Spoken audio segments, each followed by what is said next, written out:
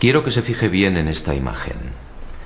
Guárdela en la memoria porque volveremos sobre ella. Se trata, en efecto, de un carro al galope encontrado en la zona de Tamasjert, al sur de Argelia. Una pintura como otras que iremos viendo, que guarda una estrecha relación con la historia que quiero contarle. Otra historia oficialmente imposible, que no será del agrado de los arqueólogos ortodoxos. Pero la verdad, como usted sabe muy bien, no es patrimonio de nadie. Sígame y juzgue por sí mismo.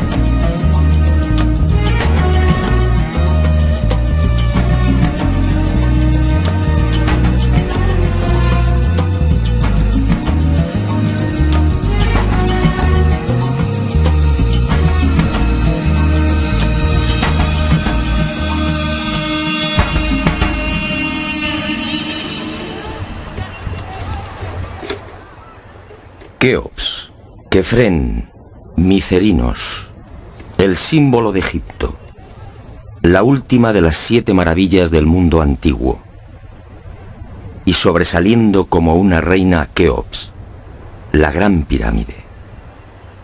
Una construcción incomprensible, un desafío a la razón, una obra que provoca vértigo. ¿Quién la levantó y sobre todo cómo? Keops reúne 3 millones de bloques de piedra caliza y granítica. Bloques que oscilan entre 2 y 40 toneladas de peso. Bloques tallados con tal precisión que no permiten el paso de una hoja de papel. Un monumento cuyo revestimiento original, hoy casi desaparecido, estaba formado por losas de caliza pulida de hasta 16 toneladas. Y a su lado, otro coloso, Kefren, casi 1.700.000 metros cúbicos de piedra.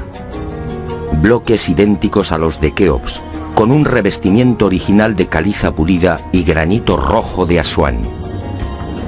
En su base cabrían 7 campos de fútbol.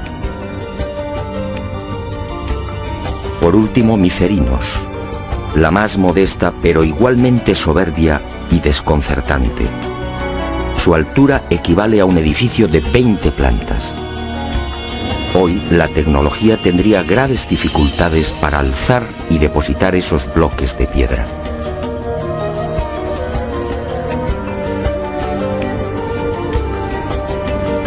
A la vista de estas mareantes cifras, el mundo se pregunta, ¿cómo lo hicieron? Para la arqueología oficial no hay duda. Las pirámides de Giza fueron obra de los faraones y se levantaron hace 4.600 años. Los bloques fueron trasladados desde las vecinas canteras de Tura y Mohatan, a escasos kilómetros del Cairo, y encajados en los respectivos monumentos mediante el uso de gigantescas rampas. Rampas, dice la arqueología, por las que miles de obreros empujaban los bloques con el auxilio de rodillos de madera.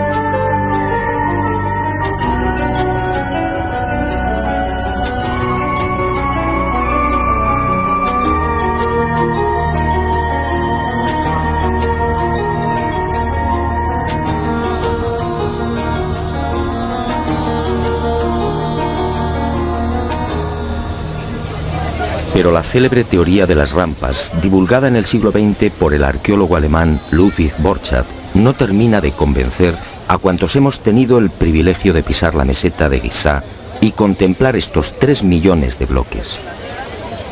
Y son dos las razones que ponen en entredicho la versión oficial.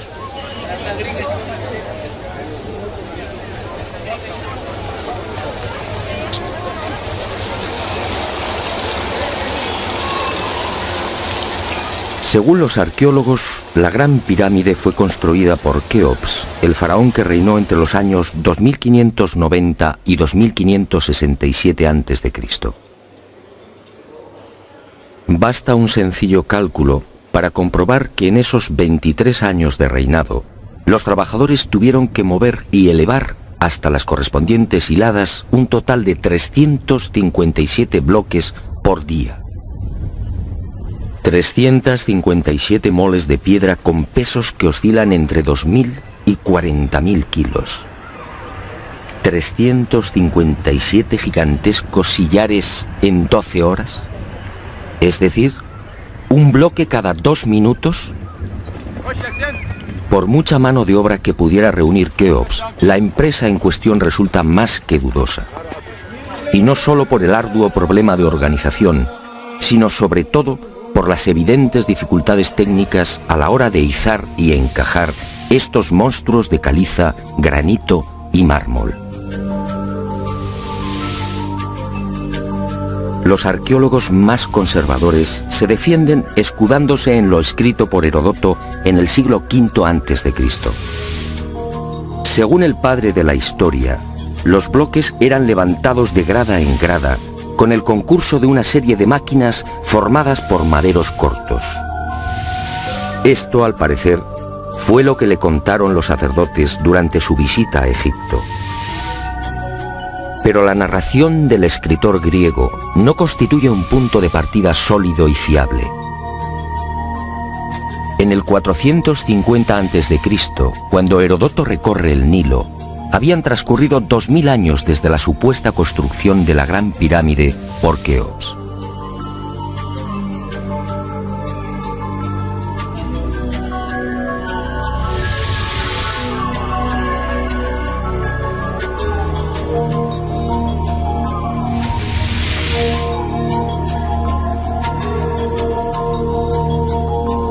Heródoto no menciona las rampas, ni se atreve tampoco con el espinoso problema de los 357 bloques por día. Heródoto cuenta lo que le contaron. ¿Es esto una prueba científica para determinar cómo y cuándo se levantó la Gran Pirámide?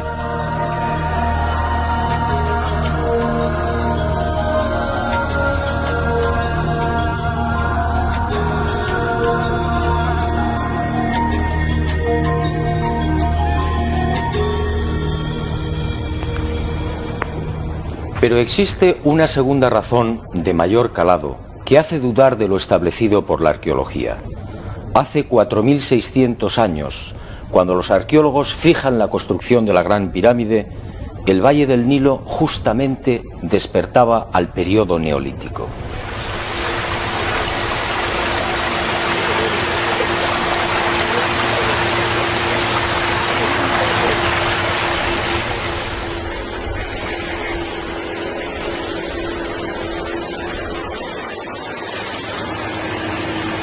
En otras palabras, tanto en el sur, en el Alto Egipto, como en las regiones del Fayum y del Delta Occidental, los habitantes malvivían en chozas de juncos y adobe. Se hallaban todavía en la Edad de Piedra, con un precario desarrollo agrícola y un incipiente pastoreo. Sus herramientas eran groseras, basadas principalmente en la industria lítica. Sería 3 siglos después, hacia el 2300 a.C., cuando estos pueblos entrarían en la Edad del Bronce. Y surge la primera gran contradicción. Si Egipto cambia la piedra por el bronce en el 2300 a.C. aproximadamente, ¿cómo pudieron levantar la Gran Pirámide 300 años antes? ¿Con qué herramientas? ¿Con qué clase de conocimientos? ¿Cómo explicar semejante salto cualitativo?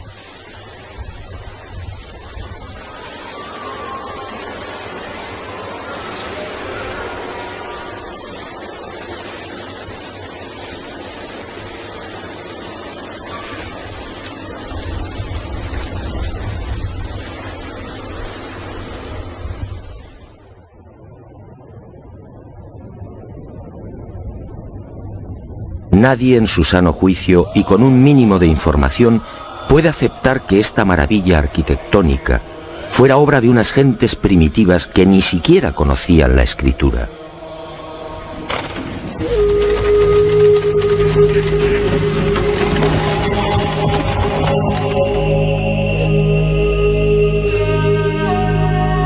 El testimonio de Heródoto, en efecto, deja mucho que desear.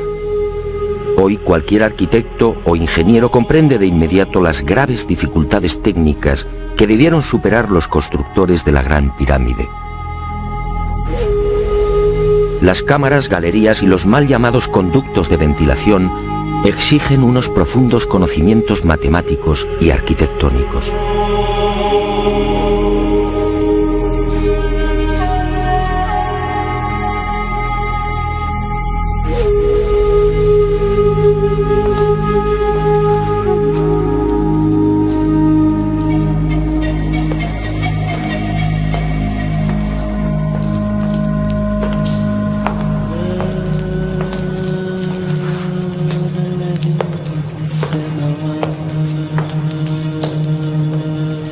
Basta echar un vistazo a las toscas herramientas con las que, según los arqueólogos, se construyeron las pirámides para comprender que algo falla en esta historia. Unas herramientas, además, que no existían hace 4600 años. Es que estos mazos, niveles, bolas de dolerita, escuadras, trineos de madera y regletas sirvieron para establecer las asombrosas proporciones de la Gran Pirámide. ¿Cómo explicar, por ejemplo, que la desviación de la orientación norte-sur de sus caras no supere los 3 minutos 20 segundos hacia el oeste? ¿Cómo explicar la increíble perfección de la angulación de los bloques de revestimiento? Hoy solo podríamos alcanzarla con instrumentos ópticos. ¿Cómo entender que hace 4600 años aquellos pueblos neolíticos dispusieran ya de una medida tan perfecta como el codo? Como es sabido, solo en la era espacial se ha podido comprobar que el metro estaba mal medido. Su longitud en realidad es algo más de lo que siempre habíamos creído. El metro exacto tiene una longitud de 1.047. Pues bien, 2 codos egipcios equivalían exactamente a 1.047. El metro de la era espacial. ¿Cómo lo lograron? Pero las dudas y contradicciones no terminan ahí. Hasta el día de hoy, nadie ha logrado explicar satisfactoriamente el sistema de iluminación utilizado a la hora de construir las pirámides. Las tradicionales antorchas no sirven. No hay restos de hollín en techos o paredes. En cuanto a la fórmula de los espejos, reflejando la luz solar hasta lo más profundo, tampoco resiste un análisis medianamente serio. El movimiento del Sol obligaría a los constructores a una penosa labor de permanente rectificación. Esa luz sería útil como mucho para las salas y galerías más próximas a la entrada.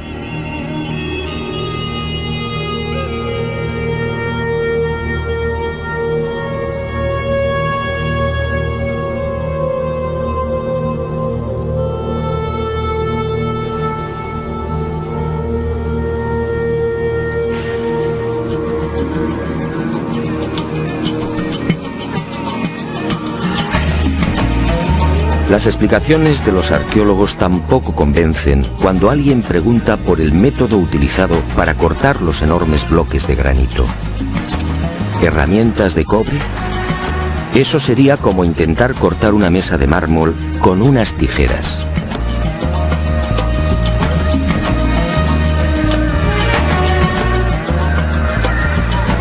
Y otro tanto sucede con el asombroso y enigmático pulido de los vasos de diorita y granito. ¿Qué clase de taladro utilizaban para que la cara interior ofrezca el mismo pulido que la exterior? ¿Cómo lo lograban si por las bocas de estos panzudos vasos no cabe siquiera la mano de un niño? Y otro detalle estremecedor. Al examinar el pulido de estos vasos y platos, los expertos han comprobado que a cada vuelta la presión ejercida era 500 veces mayor que la obtenida en la actualidad con los poderosos taladros de punta de diamante artificial.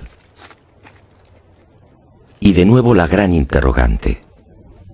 Si muchos de estos vasos han sido fechados en el 2600 a.C., ¿quién los fabricó? ¿El hombre de la Edad de Piedra? Evidentemente no.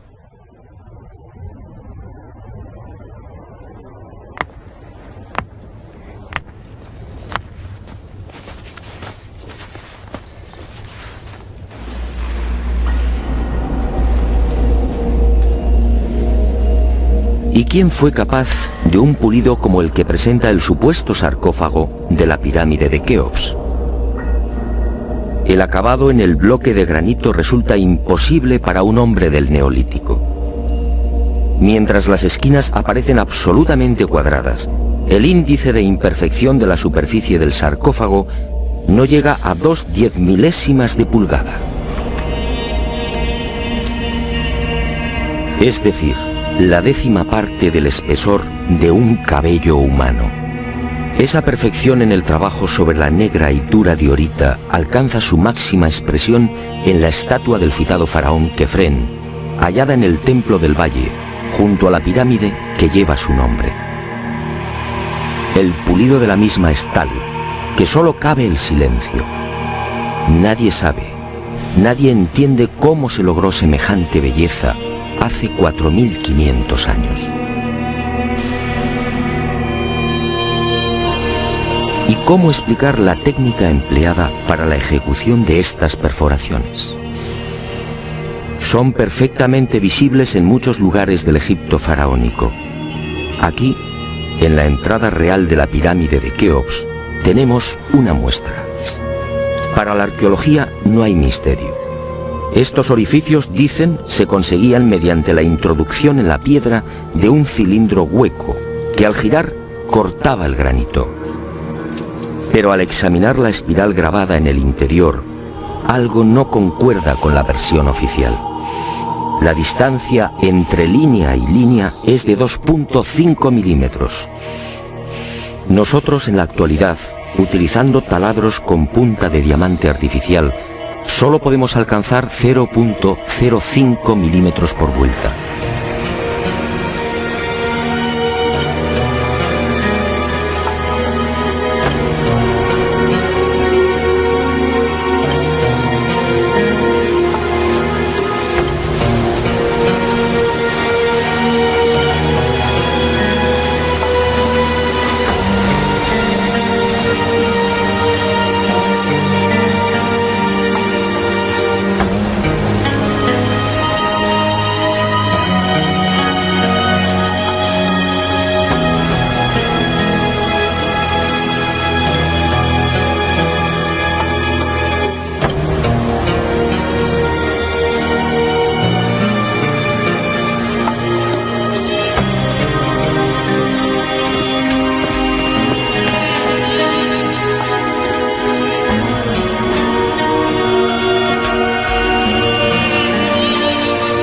cómo desarrollaban aquellos primitivos egipcios semejante presión y fuerza con un simple cilindro hueco.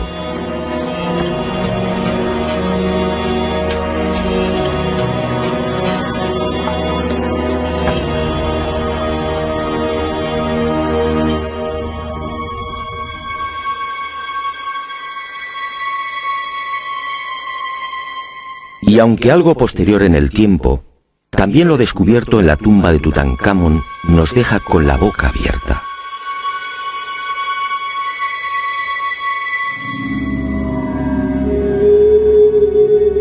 Cuchillos inoxidables, sandalias y manoplas de oro, una cama ergonómica, una cama con la parte de los pies más elevada, favoreciendo así la circulación sanguínea. ¿Cómo es posible hace 3.333 años? ¿De quién lo aprendieron?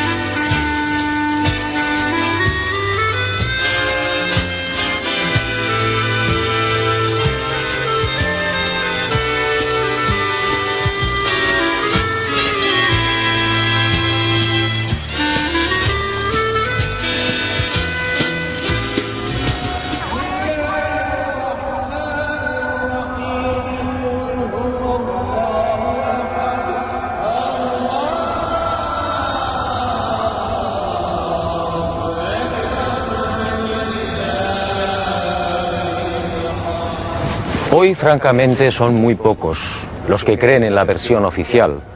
Hace 4.600 años, los pueblos que habitaban esta región no estaban en condiciones de imaginar siquiera este portento arquitectónico. Pero entonces, ¿quién levantó las pirámides?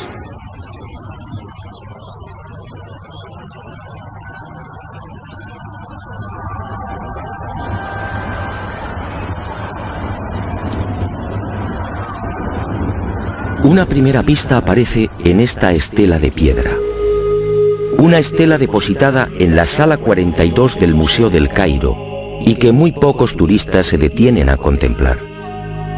La arqueología la denomina la estela del inventario. Se trata casi con seguridad de una copia de otro texto mucho más antiguo. En ella se lee un párrafo demoledor que deja sin argumentos a los arqueólogos. Dice así: el faraón Keops fundó la casa de Isis, señora de la pirámide, detrás de la casa de la Esfinge. ¿Señora de la pirámide? ¿Quiere esto decir que la gran pirámide ya existía cuando Keops llegó al poder?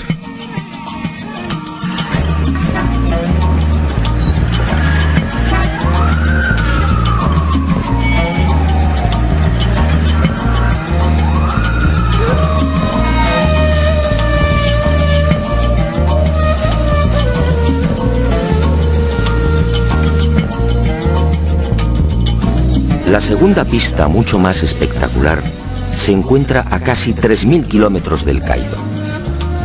Y hacia allí nos dirigimos.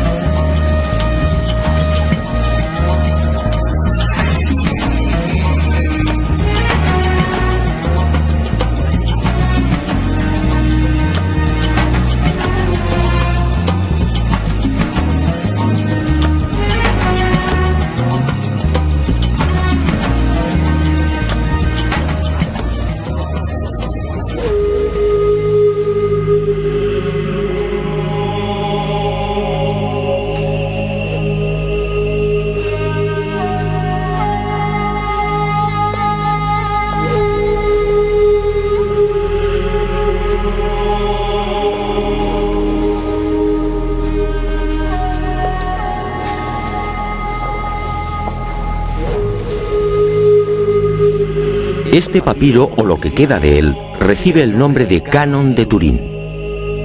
Fue descubierto en 1822 por el viajero italiano Bernardino Drobetti en la antigua ciudad egipcia de Tebas. El propio Champollion lo tradujo, concediéndole una singular importancia. Pero la arqueología ha preferido ignorarlo. Y no es de extrañar a la vista de su contenido. Esta escritura hierática procede de la época del no menos célebre Ramsés II, entre los años 1290 y 1224 a.C. Para algunos, el faraón que persiguió a Moisés. En total, 160 fragmentos correspondientes a 11 hojas escritas hace 3200 años y en las que se lee una extraña lista de reyes.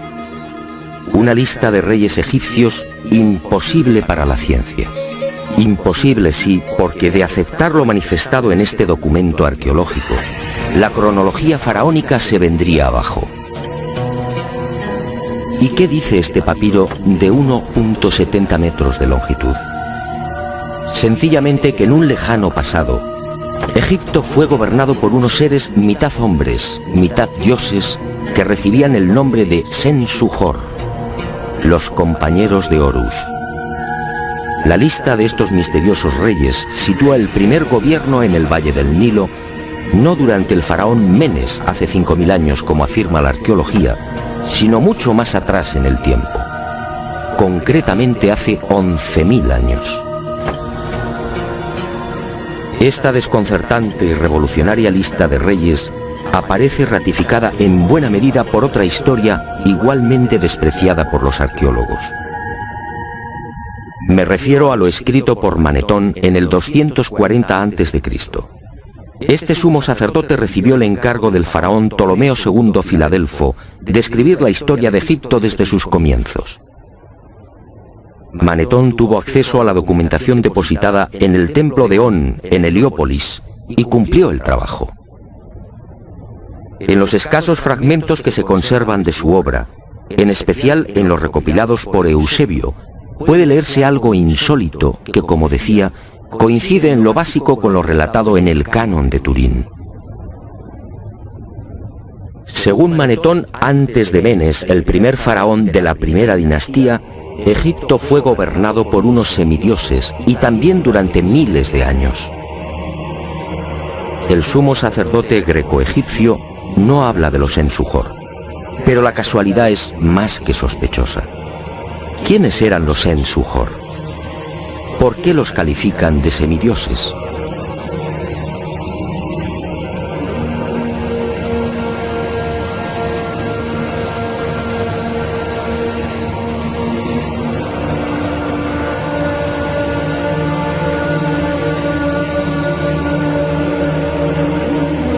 Para los arqueólogos más conservadores, los Sensuhor y la información suministrada por Manetón son pura fantasía. Y aparentemente tienen razón. Si Egipto fue gobernado hace 11.000 años, ¿dónde están las pruebas y los vestigios arqueológicos que deberían delatar a esas culturas? ¿O están ahí? ¿No será que la arqueología no los quiere ver?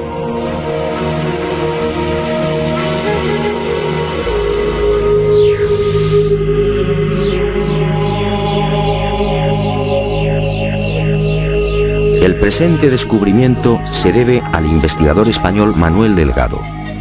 Él fue el primero en percatarse de lo que guarda el nuevo Museo Nubio. Todo un hallazgo que ofrecemos en primicia y que una vez más nos hace dudar de la cronología oficial. Este huevo de avestruz fue descubierto en la tumba 96 del cementerio 102 en Nubia por el arqueólogo inglés Cecil Malaby Firth. El hallazgo tuvo lugar en 1907, pero dada su naturaleza, fue silenciado. Alguien dibujó sobre él y lo depositó junto al cadáver. Evidentemente se trataba de un objeto muy querido por el difunto. En una de las superficies pueden apreciarse los dibujos de un avestruz y algunas plantas. En la opuesta, oh sorpresa, otra escena imposible. El curso del río Nilo y las siluetas de unas construcciones muy familiares: las 3 pirámides de la meseta de Giza. El hallazgo de este huevo de avestruz no tendría mayor importancia, de no ser por un pequeño gran detalle. Según los investigadores, los restos humanos de la citada tumba 96 se remontan a la cultura Nagada I, es decir, alrededor de 7000 años. 7000 años. Algo en efecto no cuadra. Si la arqueología afirma que las pirámides de Giza fueron levantadas hace 4600 años, ¿cómo es que aparecen dibujadas en una sepultura de hace 7000? Pero las pruebas que apuntan a un pasado mucho más remoto de lo que pretende la egiptología no terminan ahí. En 1991 volvió a encenderse la polémica.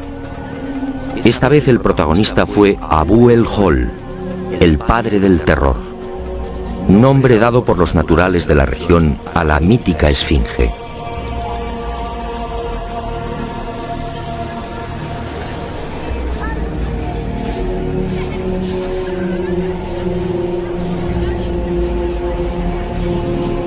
La esfinge, otro monumento emblemático de Egipto construido, según la arqueología, por el faraón Kefren hace 4500 años.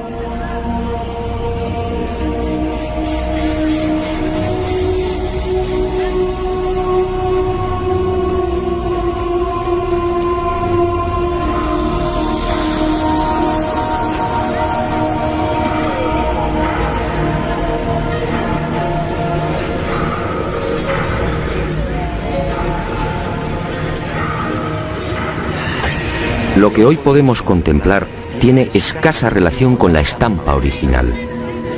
En el pasado se hallaba totalmente pintada. El cuerpo de león en rojo y el tocado de la cabeza en azul, con rayas horizontales en amarillo.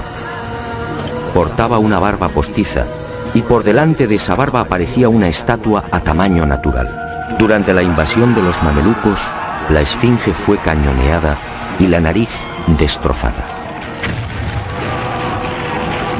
4500 años. ¿Por qué la arqueología sitúa la construcción de la esfinge en esa época?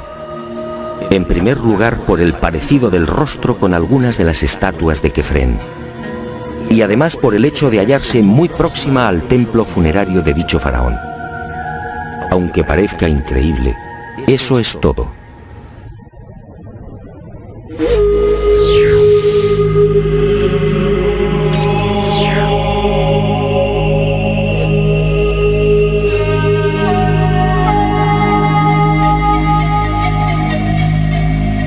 Y en 1991, como decía, los arqueólogos fueron arrinconados de nuevo contra las cuerdas.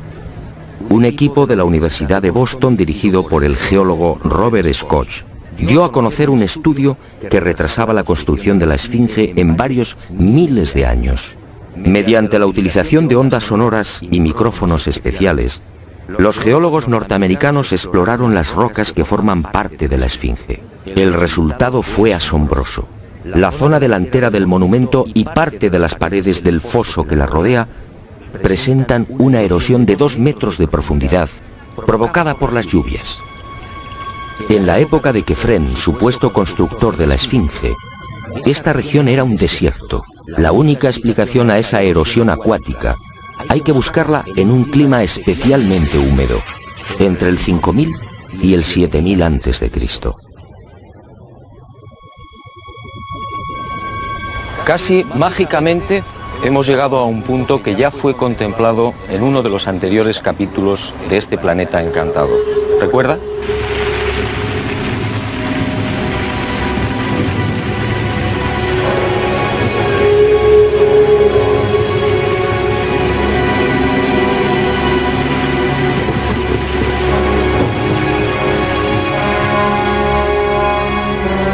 Al hablar del Gran Jardín, pudimos comprobar cómo todo el norte de África, hace unos 12.000 años aproximadamente, se vio sometido a un dramático cambio climático.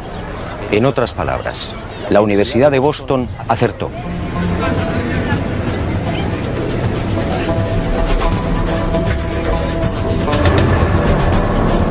Fue a partir de esa época, hace ahora unos 8000 años, cuando los monzones perdieron fuerza y el Sáhara entró en un lento pero progresivo proceso de desertización.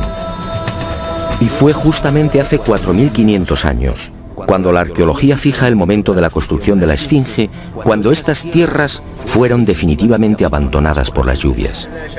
Quefren, por tanto, no pudo levantar la Esfinge. Como mucho, quizá la restauró. El padre del terror estaba aquí desde mucho antes. La huella de las torrenciales lluvias registradas en el llamado Gran Húmedo Holocénico es incuestionable. Y algo similar vino a suceder con el investigador Robert Bauval. 20 años antes, este ingeniero egipcio se atrevió a difundir una hipótesis que conmocionó a los seguidores y amantes del Egipto faraónico. Para Bauval, las pirámides de Giza no son construcciones aisladas. Las tres forman parte de un plan unificado minuciosamente diseñado. Y para irritación de los arqueólogos más conservadores, formuló una teoría que volvía a poner en tela de juicio la ya desacreditada cronología oficial. La tesis de Bauval es conocida como la correlación de Orión, es decir, el asombroso parecido en la disposición de Keos, Quefren y Micerinos respecto a las tres estrellas que forman el cinturón de Orión. Basta trazar una línea entre las tres pirámides y otra entre las estrellas del cinturón para observar que sendas ubicaciones son casi idénticas. Casi idénticas, sí, pero no iguales. El ángulo de las pirámides es de 172 grados y el de las estrellas de Orión en la actualidad de 181. Bauval se percató de esta pequeña diferencia y tuvo una genial intuición. Con la ayuda de las computadoras retrocedió en la historia y descubrió que la alineación de las estrellas del cinturón de Orión coincidía con la de las pirámides hace 12.500 años. No son demasiadas coincidencias. Por un lado, la geología demuestra que la Esfinge tuvo que ser construida en pleno Gran Húmedo, es decir, hace más de 9.000 años. Por otro, el papiro de Turín y Manetón aseguran que unos semidioses gobernaron el valle del Nilo hace 11.000 o 12.000 años, quizá más. También el huevo de avestruz hallado en la tumba 96 en Nubia nos dice que las pirámides existían ya hace 7.000 años, y la tesis de Bauval pone punto final, insistiendo de nuevo en esa misteriosa fecha, 12.500 años.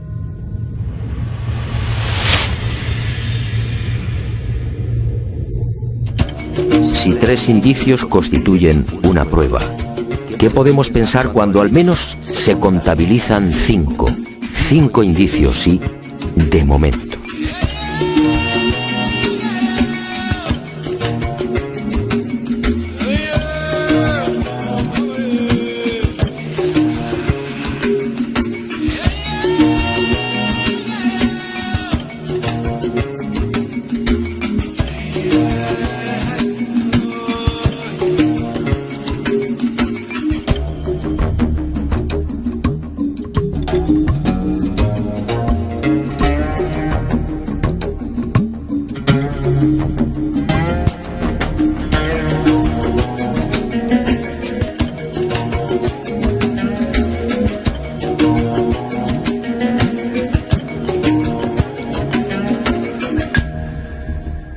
No, las pruebas que contradicen la versión de la arqueología oficial no han concluido. ¿Recuerda usted esta pintura? Fue descubierta en el Tassili argelino. Según los arqueólogos, tiene una antigüedad aproximada de 5.500 años, probablemente mucho más. Se trata, en mi opinión, de un carro egipcio. Pero ¿cómo es posible? ¿Un carro egipcio a 2.500 kilómetros del Nilo?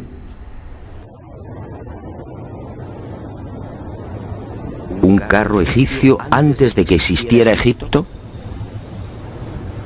Si la arqueología dice que el primer faraón de la primera dinastía empezó a reinar 4.920 años antes del presente, ¿cómo explicamos esta pintura, datada mucho antes? No fue la única, En mis investigaciones por el Sáhara pude descubrir cientos de ellas. En 1982, una síntesis de los trabajos de Henry Lott sacaba a la luz un total de 600 carros pintados o grabados. A estos hay que sumar otros 400, distribuidos por Mauritania, Marruecos, Argelia, Libia, Mali y Níger. Más de 1000 carros pintados o grabados a 2000, 3000 y 5000 kilómetros del Nilo. ¡Qué extraño! Carros y conductores típicamente egipcios. Perfiles, tocados y vestiduras son elocuentes. Carros y personajes egipcios en el corazón del Sáhara. Cuando interrogué a los arqueólogos, la mayoría se encogió de hombros. A decir verdad, estas pinturas no son cómodas. Algunas han sido fechadas en una época en la que, según la arqueología, carros y caballos no habían hecho acto de presencia en Egipto. Otras, como las del Tassili o el Fesán libio, son mucho más escandalosas. Los análisis de las sustancias orgánicas contenidas en los pigmentos han sido desconcertantes. 6000, 8000 y hasta 9000 años de antigüedad. ¿Carros y conductores egipcios hace 9000 años? Y casi sin querer, a la vista de estos documentos pictóricos, la memoria vuelve a poner en pie los hallazgos de la Universidad de Boston, el papiro de Turín, la historia narrada por Manetón, las pirámides pintadas en el huevo de avestruz o el descubrimiento de Bubal. Naturalmente, para la arqueología, estas pinturas y grabados no tienen sentido. El caballo y los carros, dicen, entraron en Egipto hacia el 1700 a.C. y lo hicieron con la invasión de los Hicsos, un pueblo procedente de la Alta Siria que gobernó la mitad oriental del delta. Nuevo y grave error de la arqueología. El caballo y los carros, como demuestran estas pinturas y grabados, ya existían en el Sáhara mucho antes de la XIII dinastía. Otra cuestión es que no quieran reconocerlo. Y es comprensible. Si los egipcios y su cultura proceden del Sáhara, ¿en qué queda la supuesta hegemonía del Egipto faraónico?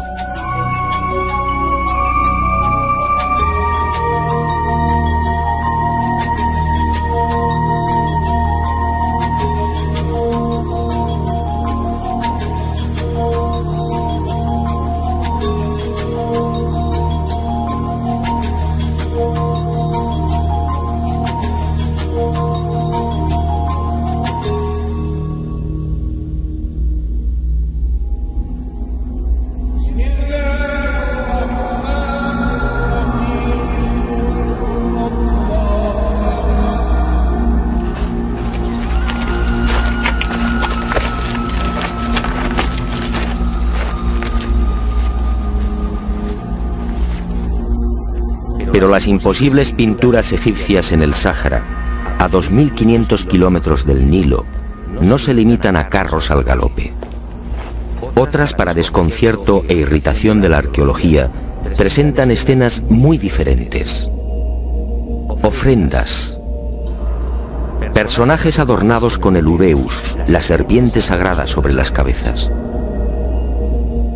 Barcas igualmente egipcias. Vestimentas similares a las que lucen faraones y sacerdotes.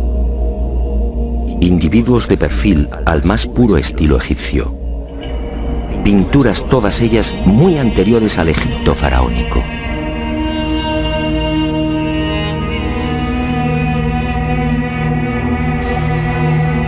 ¿Barcas egipcias en pleno desierto? Si estas pinturas, como aseguran los confusos y confundidos arqueólogos, fueran tan solo el testimonio de la influencia de la 18 dinastía en esta remota parte del Sáhara, ¿cuál sería el sentido de las mismas? En esa época, durante la 18 dinastía, hace 3500 años, esta zona era un desierto idéntico al que ahora vemos. ¿Barcas en un infierno de piedra y arena? ¿Y por qué ignoran la datación? Si estas pinturas se remontan a 9000 años, entonces las barcas sí están justificadas. En esa época, como se recordará, el Sáhara era un jardín, con ríos tan anchos y caudalosos como el actual Amazonas. Pero las extrañas coincidencias van más allá. En esta tumba, a lo largo de más de 120 metros, hace 3100 años, Ramsés III mandó pintar lo que se conoce como el Libro de las Puertas, una especie de cartografía del más allá, una síntesis de la religión del inframundo, la religión del río infernal, la religión que partió del Sáhara y que posteriormente, con las migraciones, apareció entre los guanches, los íberos y los etruscos. ¿Casualidad?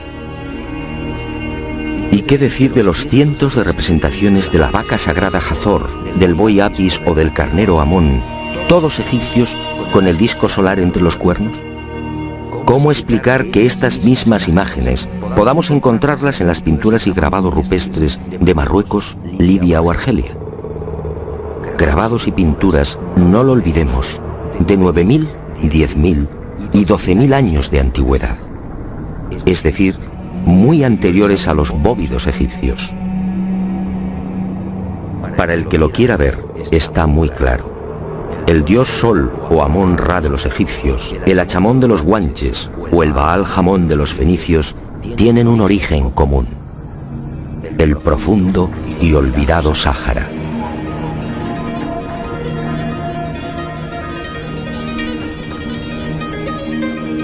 Puede que Herodoto y Diodoro de Sicilia tuvieran razón.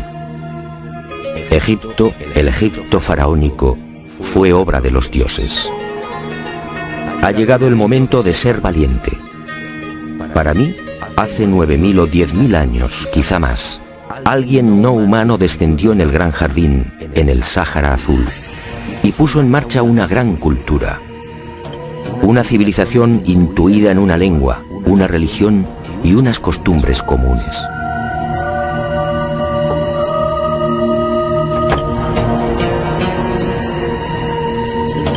Esos seres, esos dioses de cabezas redondas pintados en Tassili, podían proceder de Orión.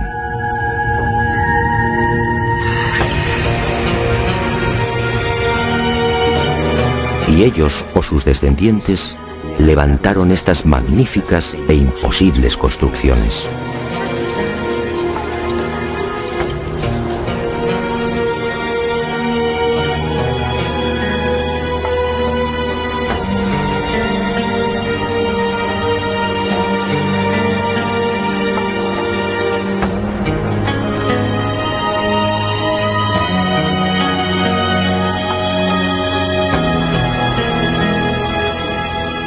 ¿Cree usted que se trata de un sueño? Schopenhauer decía que toda verdad, al nacer, es ridiculizada y perseguida. Demos tiempo al tiempo. Algún día el hombre se verá obligado a escribir de nuevo la historia.